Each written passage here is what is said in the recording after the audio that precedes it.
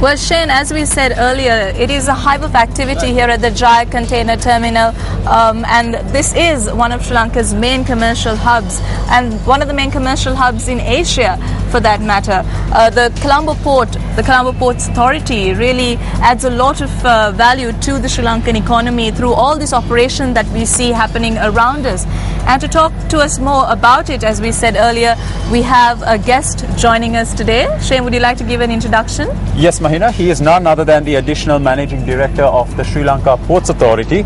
We have with us this morning Mr. Janaka Kulukulasurya. Good morning, sir. Good morning. Mr. Kulukulasurya, now if you could elaborate to us and explain to us about the Jaya terminal. We understand that it's in 4 stages, if I'm not mistaken.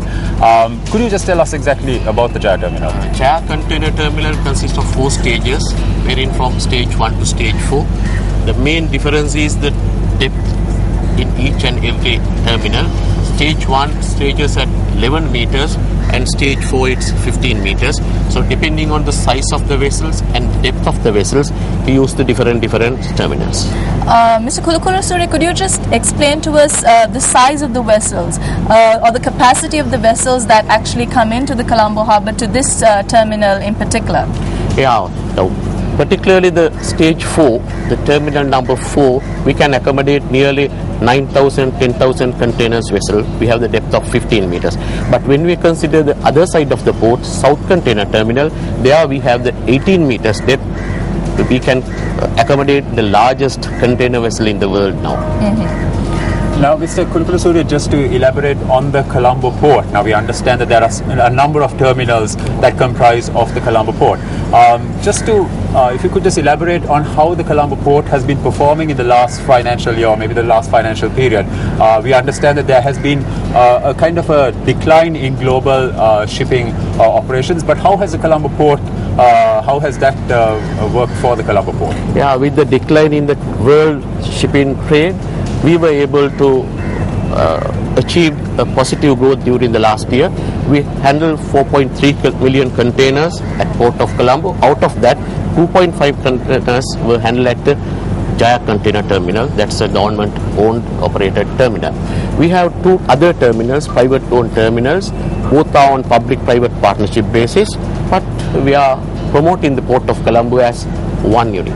Okay, and also Mr. Kulukulasurya, just talk to us a little bit about the importance of this terminal, particularly for ships. What are the ships from which countries do most of the ships come from? Is it Asia, Europe? How does it work? It's not from the countries, it's from the shipping lines. Okay. So basically we handle the containers of the Indian subcontinent, which diverge to both West Coast and the East Coast.